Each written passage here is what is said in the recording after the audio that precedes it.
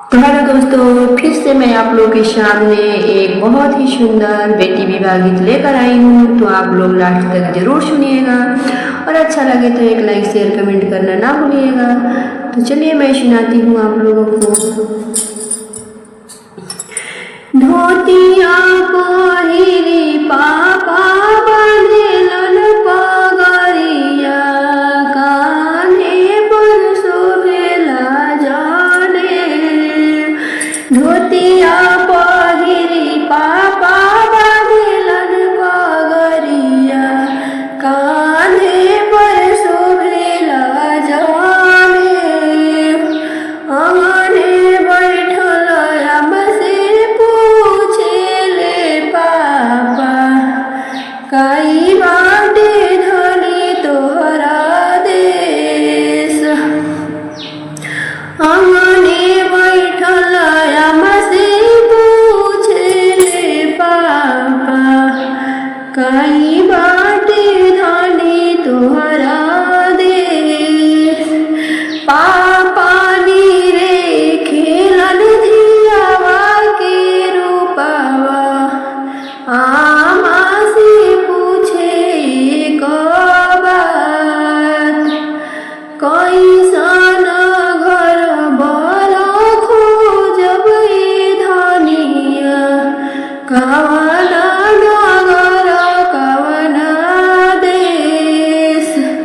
कवना नगर कवना देश।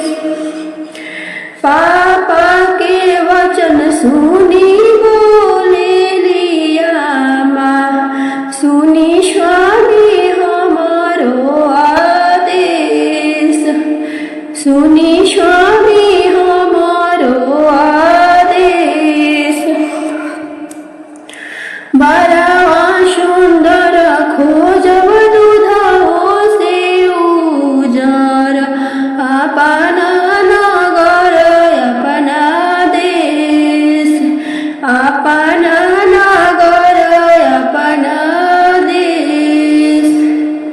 नीति उठी बेटी मोरी नैहर अइहन, रहिहन नजरी के सोझ।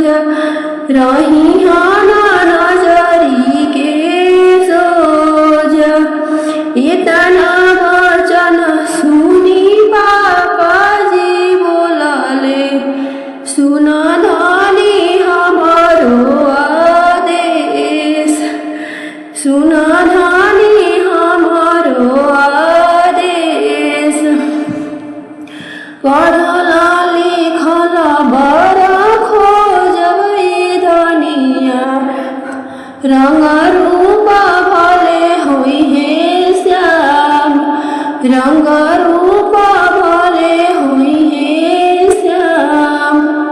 धन दौलत देखी धिया बियहबो, भले धिया रही है विदेश।